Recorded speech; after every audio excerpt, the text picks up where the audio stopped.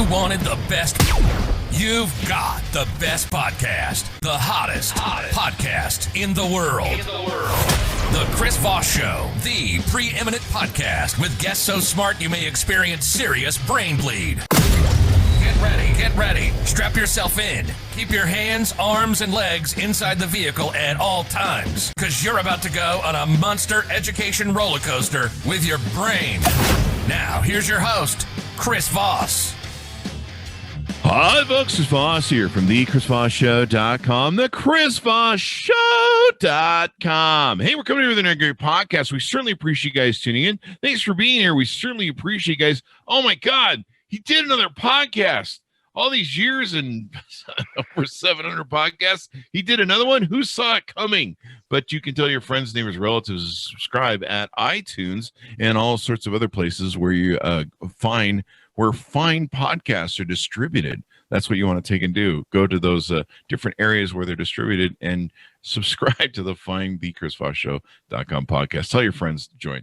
Anyway, guys, to see the video version of this, you're going to want to go to youtube.com/Chris Voss. You can see it's the latest technology out there. You get the video that comes right across. Also, you can go to goodreads.com/Chris Voss, see everything we're reading and reviewing over there, and all the groups we have on Facebook, LinkedIn, and Instagram. Anyway, guys, we have, again, two amazing authors. This is a double feature today. It's twice the value. Normally you just have one author because usually only one guy writes a book, but this time they decided to make it twice as good. So that just makes this show twice as better.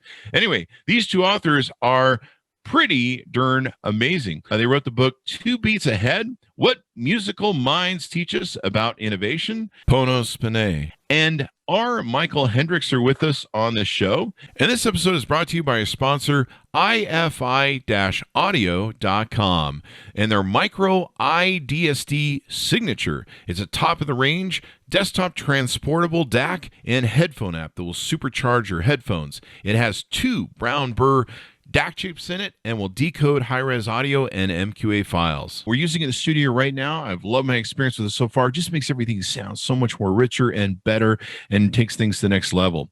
iFi Audio is an award-winning audio tech company with one aim in mind: to improve your music enjoyment of quality sound, eradicate noise, distortion, and hiss from your listening experience. Check out their new incredible lineup of DACs and audio enhancement devices at ifi-audio.com.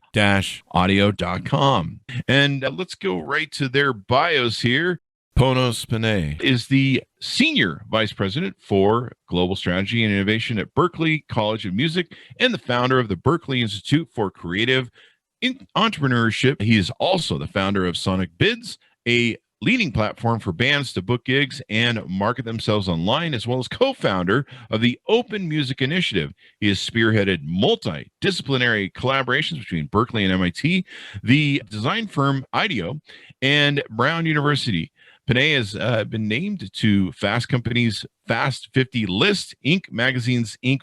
500, and named as one of Boston Globe's Game Changers, among other awards and honors. He's spoken about the future of the music industry on programs such as CNBC's Squawk Box, at events such as World Economic Forum at Davos, Switzerland, and has delivered keynote addresses at events and universities around the world. R. Michael Hendrix is a partner and global design director and design and innovation consultancy IDEO. He has worked on everything from home goods to homeland security. His illustrious 25-plus year career has made him a sought-after speaker. He has delivered design keynotes at Fast Company, Wired, South by Southwest, Fuse, How, and Design Management Institute, among others. Plus, musical keynotes at South by Southwest Music, Sonar Plus, and Moogfest. He is assistant professor at Music Business Management at Berklee College of Music and a regular guest lecturer for professional societies and universities across the globe. Welcome to the show, gentlemen. How are you? We're great, man. That's a great intro. Yeah, you guys. The show over now?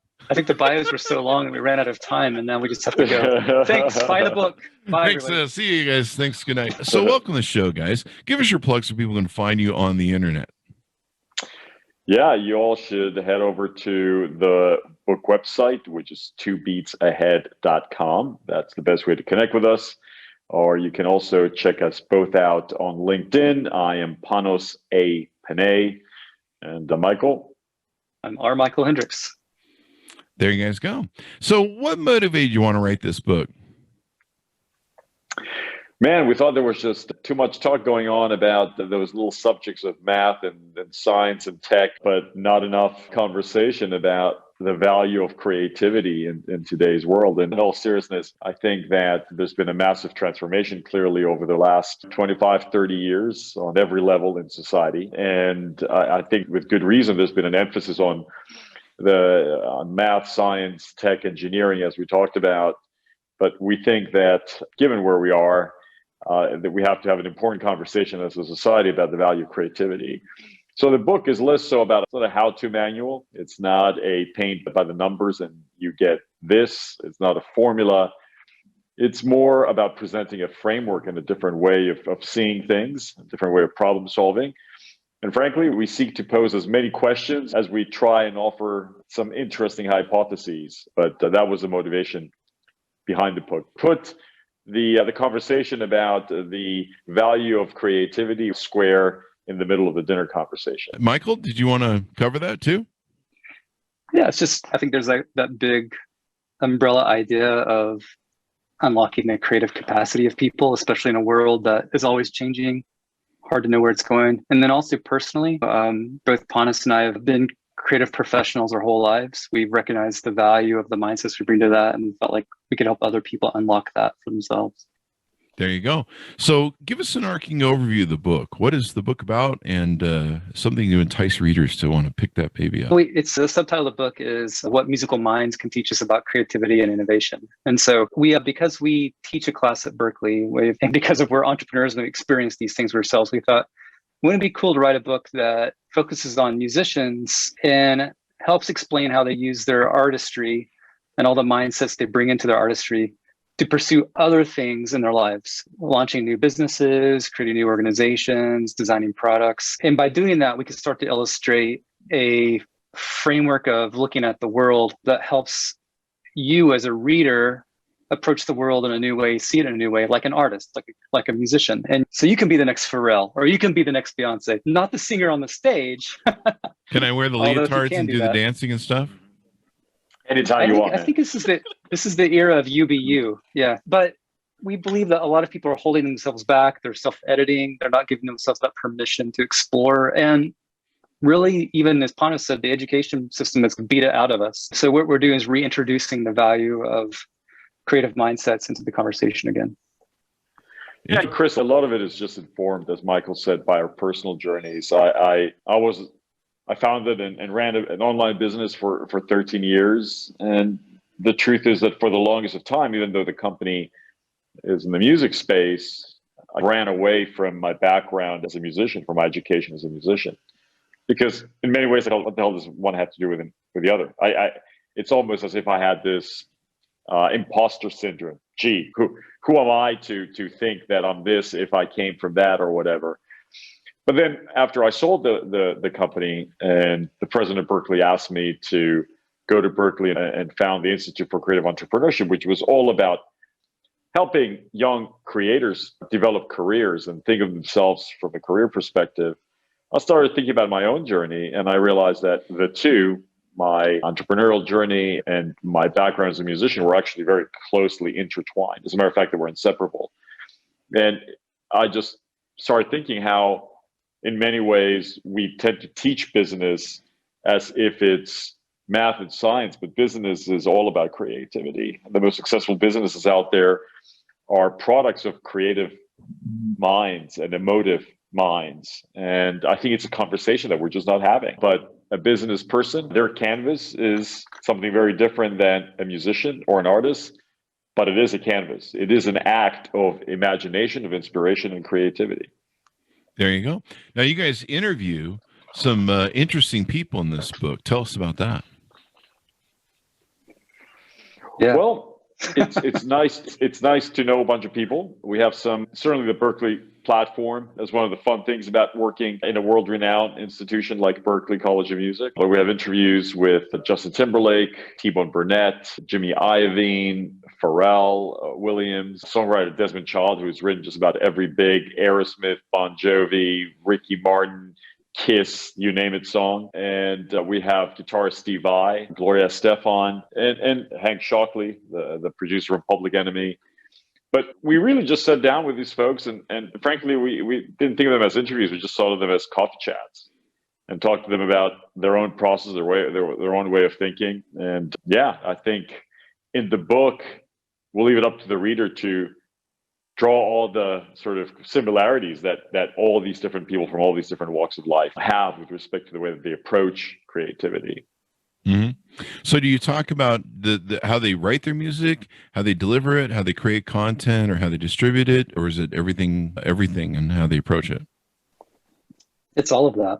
It's all of that. So for example, Pharrell, most of the conversation with Pharrell is all about the way he takes the songwriting mindset and applies it to other things. So whether that's working with Adidas or working with a furniture manufacturer, he's done a couple chair designs. He just launched a hotel last week in Miami. But what he really exhibits is this idea that there's a way he thinks about being creative that is really agnostic of the expression of it. It could be a song, but it can be a hotel, it can be shoes, it can be chair, etc. And most of the people we talk to, they'll take us through their creative process, but you quickly move into spaces in conversation that aren't necessarily about the virtuosity that you know them for. Like Steve Vai, the whole conversation with Steve is all about his own prototyping process for creating his own guitar, and then how that turned into a business for him. And so I still don't actually know how he plays the guitar the way he plays.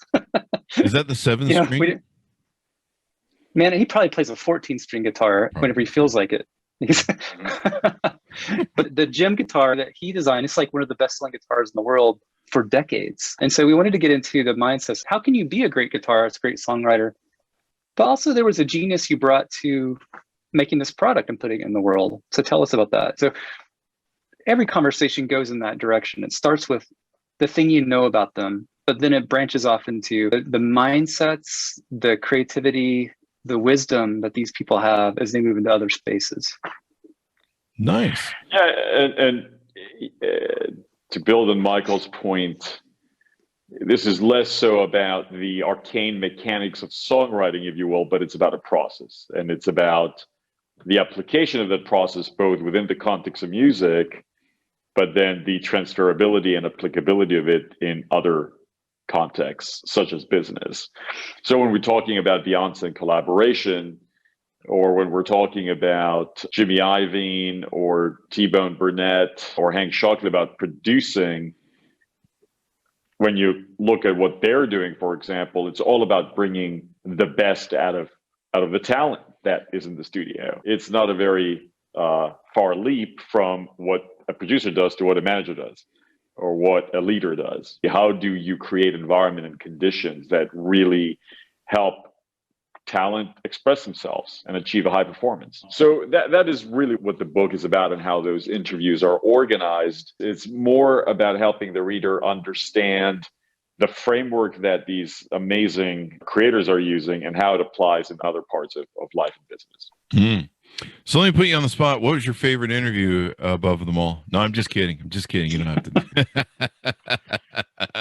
So you talk about, the title of the book is 2 Beats Ahead. What musical minds teach us about innovation? Is the innovation core of this identifying their creative talents and stuff like that? Or do you take that in any other different direction? Panos and I are both in the business of innovation. So what we mean by that is creating new to the world things, or businesses, or schools. In Panos' case, he's opened schools in new parts of the world. And so we are interested in all these conversations with the artist and talking about how they create the conditions around them to do new things in the world. That is ultimately really what entrepreneurs are doing. They're trying to create something from nothing and put an idea in a space where it didn't exist before. So that's the focus of the book. It's about that. It's not about analysis. It's not about optimization, or there's other kinds of important business things you need. We're certainly focused on creating the new. And the way the book is broken down is it's broken into 9 mindsets. And you could read them in progressively. Number 1 is listening, and I'll unpack that for you in a second. Number 2 is collaborating. Number 3 is experimenting. But and it goes on. But these ideas, what we try to do is help you understand how these mindsets in particular help you move into the space of creating something new. So for listening, for example, it's about, to use a quote from Miles Davis in the book, we say, we want you to pay attention to the space between the notes. So music is really about putting noise together in a purposeful way.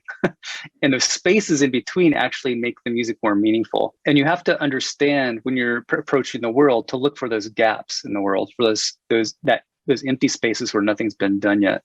The example we give there is from Jimmy Iovine and Dr. Dre.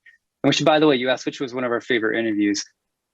Jimmy Iovine, I'm not going to say it was my favorite interview, but my favorite moment was in interviews. We're talking to Jimmy Iovine. Oh, excuse me, I got to take this phone call. And it's actually Dr. Dre calling him. And he's, sorry, Dre, I'm talking about you right now. I'll call you back later. Talking about some more important guys.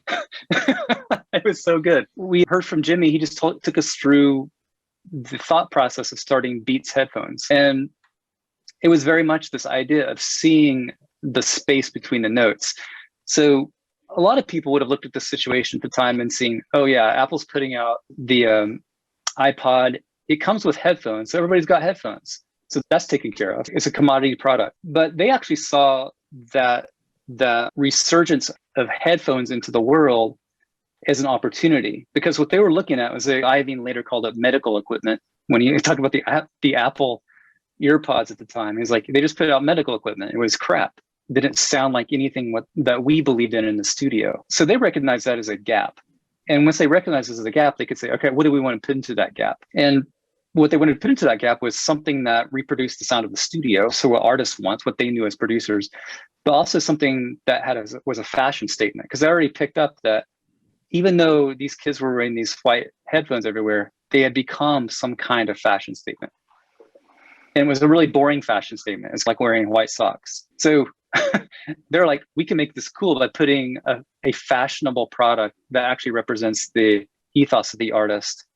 And that's where it started for them, and they went through. So it's a very practical example of understanding from a musician's perspective how they see the world, how they're making music, and then how they're applying that to a need, a desire in the world outside of music. There you go. Did you want to jump in here, Panos? Just about every interview was fun because everybody is unique. Everybody has a different perspective. I loved our discussion with Hank Shockley, T-Bone, because they're both geniuses in their own. And I often say that you look at the music producer. If you ever just happen to walk into a studio and somebody tells you, yeah, that's a producer, and you're like, well, what the hell do they do? They're not operating console. They don't really play an instrument.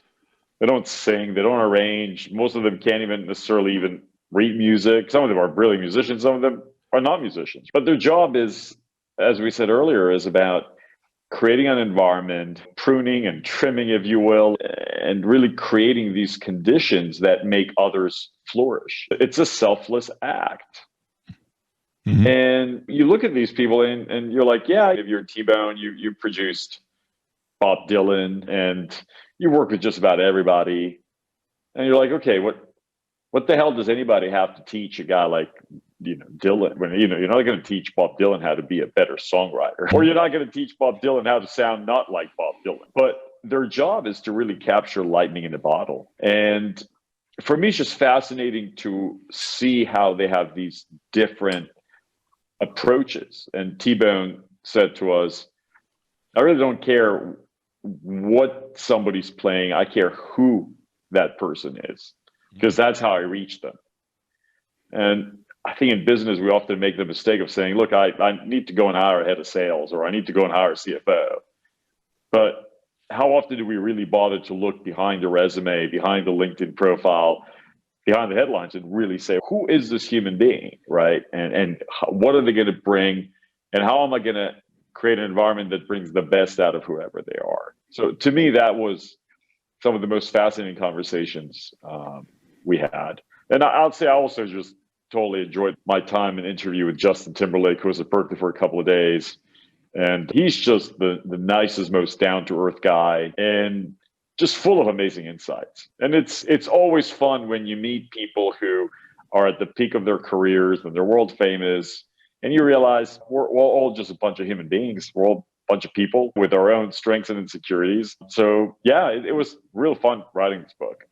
Yeah, Justin Timberlake, man, he's so good at so many different things, and acting and just like everything. You look at someone with that kind of talent, you're just like, holy crap. So this is really cool. You guys give insight to that sort of caliber and what their thinking is and everything else. What do you really hope people come away from the book, or do you hope that they're inspired? Do you hope that they learn how to maybe use that toolbox that they're finding in your book to maybe become successful in their own talent or their career? Or what do you guys hope that readers come away with?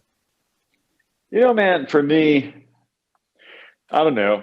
How many times you look at a room in your house and you've always had to arrange a certain way, and every day you walk into that room and you sit in the same chair and you look at the room in the exact same way, and you've done it for 15 years. And one day you're like, you know what? Maybe I'll just sit on the other side. And all of a sudden you're like, wow, I never noticed this thing. It's the same room, but I just never saw this angle before.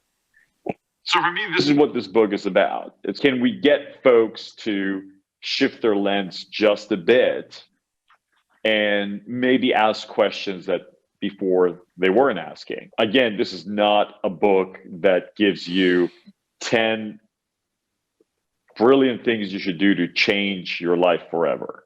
There's plenty of others on the bookshelves. This is a book that presents an alternate framework through which you tend to see how you work, how you collaborate, how you pay attention to the environment around you. And certainly in a post-COVID era, how do you take those steps to change or reinvent or reimagine ultimately who you are in your relationship with whatever environment you're in, your family, your personal environment. So that's our hope, that we give the reader that spark that it wasn't there before. I know my life changed by reading books that sometimes they're like 300 pages long, and it's like the last 3 sentences of that book that you really struggled to get through that kind of gave you a brand new insight. And I'm hoping nobody struggles to get through this book because we think it's a pretty easy read, but that's the hope that we have. There you go. Michael, your input? Yeah, I believe most people have at some point in their life believe they're creative. For some people, it might not be past the age of 8. For others, they might still see themselves as creative, but they haven't been able to figure out how that applies to their job, for example. And so I'm hopeful that when people read this book, it encourages them to re-embrace that part of themselves and to not see it as some kind of dualistic choice between I can be creative or I can be a professional, or I can be creative or I can be an adult. But instead, you start to realize I can bring these parts of my life together, these mindsets together, just to really drive that home. I don't think I really understood the musical mindsets as applied to my own career as a designer until I was nearly 40 years old, which means that for 40 years, I was like keeping these things separate, even though I was doing both of them at the same time. I didn't recognize the connection. And I'm a person that's in a creative industry, has been. But I know a lot of people that they've kept, I think about someone like my dad, actually, who sang in choirs his whole life, but was a mechanical engineer. And I don't think I was talking to him about the book the other day because it was really interesting. He asked me, he's like, who was David Bowie? I'm like, really? Who is David Bowie? No, I'm just kidding. I'm sorry. I'm kidding. Well, let's talk about David Jones. Yeah, he just kept these things separate his whole life. He didn't really he saw one was a hobby and one was a way to keep happy. And there was this other thing, this is a job that he did. And so what I'm hoping we're doing is helping people bridge that, understand that these aren't separate mindsets. They're actually beneficial to bring together in your life. Being creative is like super important. And when I was a kid, I was more musically inclined in creativity, whether it was playing guitar. And then as a CEO and running my companies, creativity was really important for a portion of your title of your book, innovation. and being able to innovate and stuff.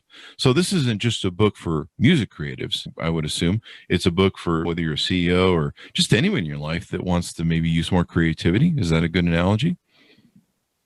Totally. It's for educators to think about how to bring, as Panos was saying earlier, adding arts back into our education. But you don't have to know the musical references. And like I said, my dad didn't know who David Bowie is, but he got the book. And man, like I think words like innovation and creativity, they're thrown about every day and they almost lose their meaning. My title at Berkeley is SVP of Global Strategy and Innovation. I think I've fought for the last 3 years to just remove that from my title just because I think it loses meaning to some degree. But if you really think about it, what makes us human? It's our ability to imagine and create. And even when you look at sciences like mathematics or physics or engineering or the word technology, which is a Greek word that literally means the deep study of all these are creative endeavors. It's our attempt as humans to explain the world around us. But if you think about the construct of mathematics, if you think about science and our attempt as human beings to explain the forces of the universe and the environment around us, it's creative.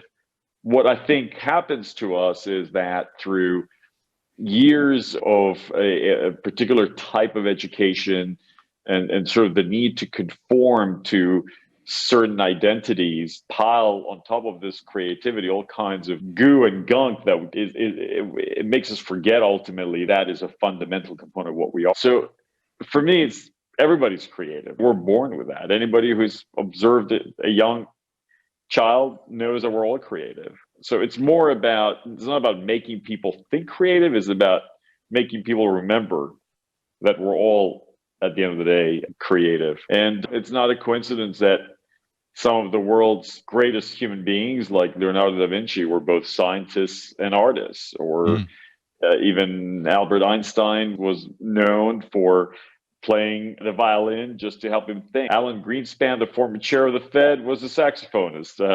Really? So, yes, a pretty darn good one, actually. Some may criticize his economic policies, but nobody can criticize his sax playing. We think that there's something interrelated between the ability, let's say, to see what others don't, listen or hear what others don't, not because it's not there for everybody, but because they are learning to pay attention in a particular way. Yeah. I think we're also trying to put I think the truth is people, individuals and companies fear creativity because it can be unpredictable, it can be disruptive and messy, it can be inconvenient. It's often seen as inefficient, it takes time. And yet we do, as organizations, we're always talking about innovation. So what we're trying to do is let's start connecting these two dots together. You can't be innovative unless you embrace the creative mind and the creative process. And in that, you have to start to create the conditions for the messiness to exist. It's not about randomness. There is, I think that's what we're trying to lay out in the book. It's not like people are just around smoking dope and waiting on their muse to show up. That's not how creativity works. I think we really demystify that with all these artists, is that there's actually some discipline to this. There are some conditions you can create in order to get the results you want. And you just have to start to get familiar with what those are so that you don't shut it down too early, so you don't deny it. Yeah. What do you guys think about this issue that they've had in recent years, where a lot of these music departments are getting shut down, they're getting cut funding in schools and stuff like that? Is it really important to have more of that in schools so people can develop both sides of their brain to where they can have music and everything else? Or what are some other good ways that we should be trying to encourage, both sides of this sort of creativity? Absolutely. Look, your brain is a muscle, right? And just like your body, where in order for it to be at its optimal peak, you have to keep changing things up, right?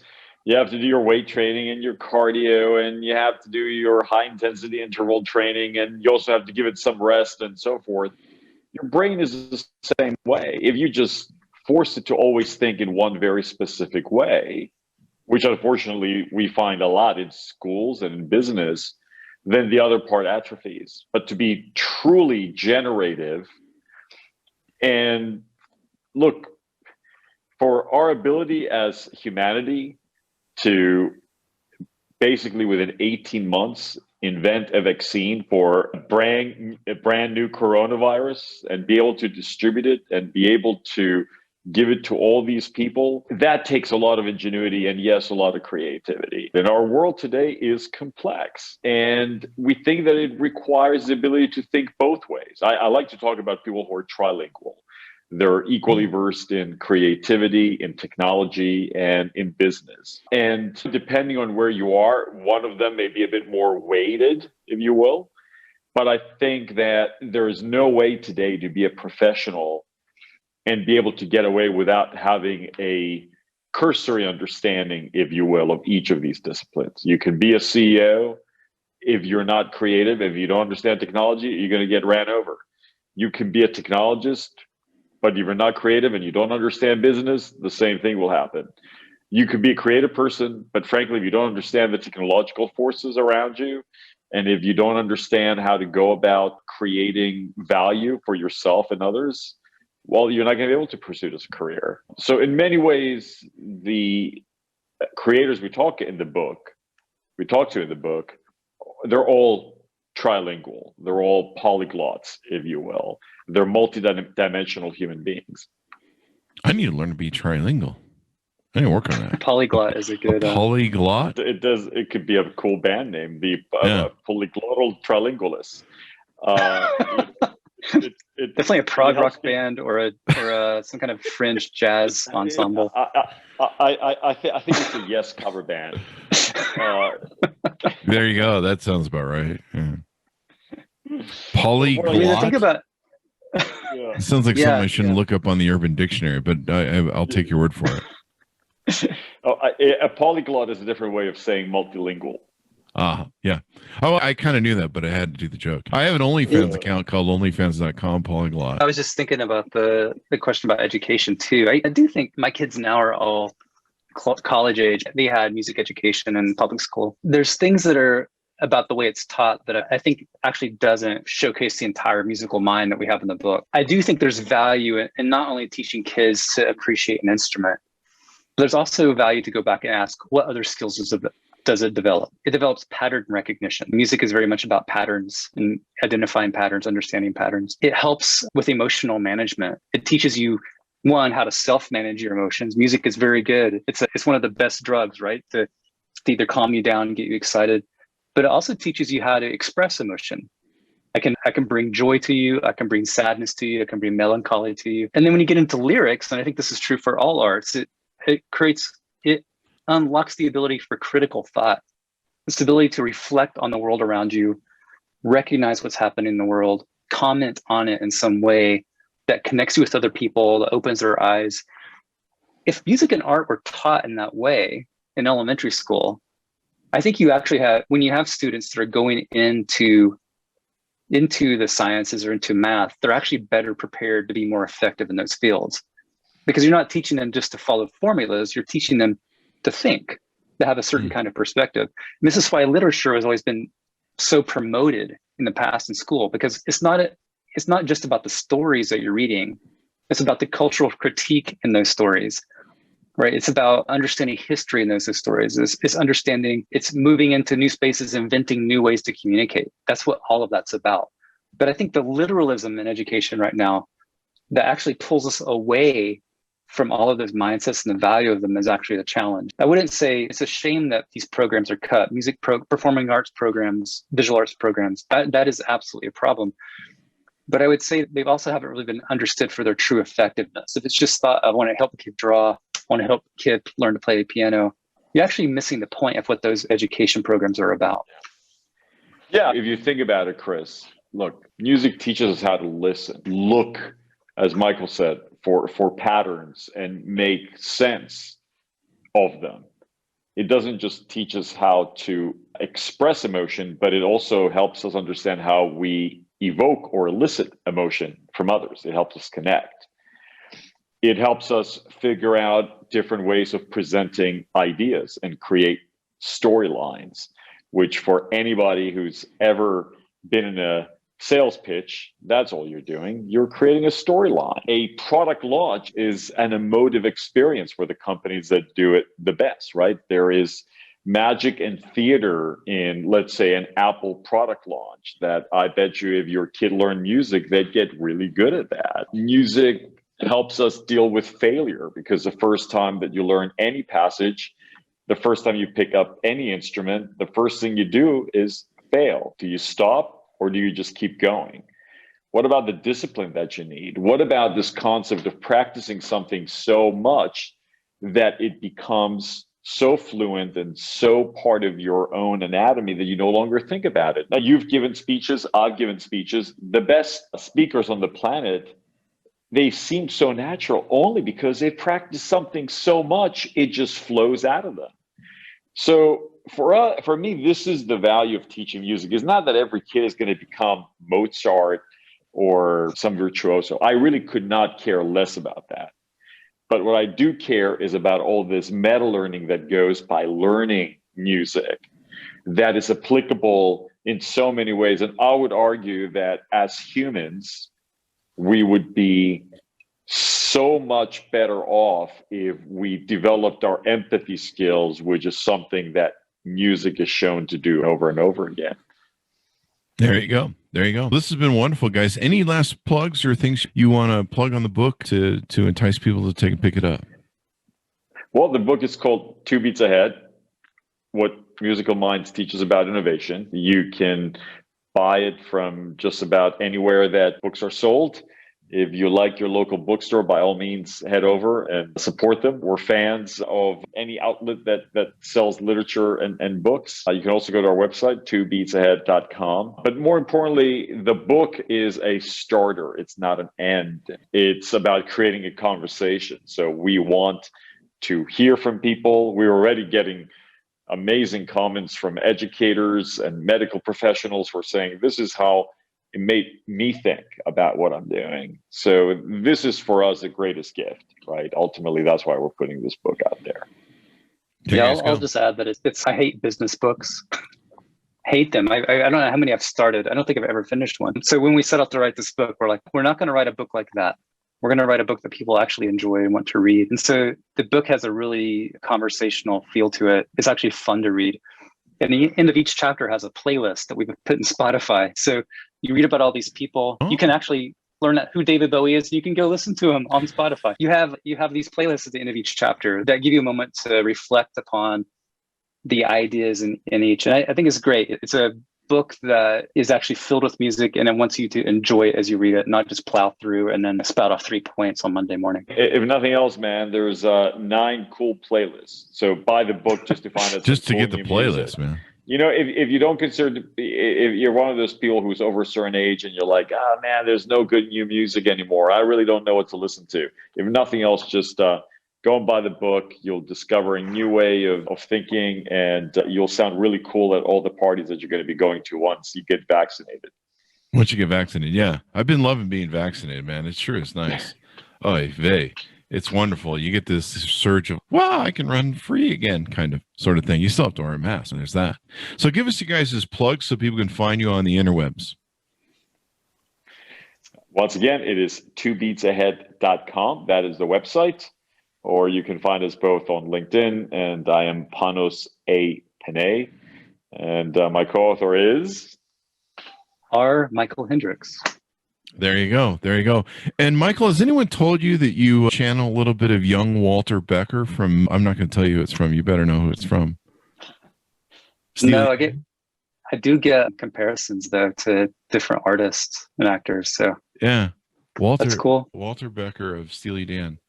I've been looking at your guitar, and he plays the same similar sort of strat. Not exactly close, but yeah. So I think you'd have to change your glasses a little bit, make them darker, and just kind of bring the beard in a little bit more, and then you can cover it. And they need him covered now because it's just Donald Fagen left over. So you might have a future. Just stand in, yeah. I'm actually a talent scout for it.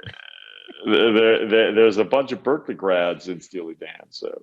Is there really? That would make sense. Those guys were just intellectuals going out the thing. So it's been wonderful to have you both on. Thank you both for coming on and spending some time with us today. Thanks a lot, Chris. There you go. 2 beats ahead. What musical minds teach us about innovation. Check it out. It just came out on April 6, 2021. You can order the book at local bookstores or wherever near you. You can see the video version of this at youtube.com/Chris Voss. Also go to Goodreads/Chris Voss. You can see all the books we're reviewing and reading over there. You can also go to Instagram, Facebook, LinkedIn. There's a whole mess of groups over there you can take and get involved with. Thanks to my honest for tuning in. Be sure to wear your mask, stay safe, and we'll see you guys next time.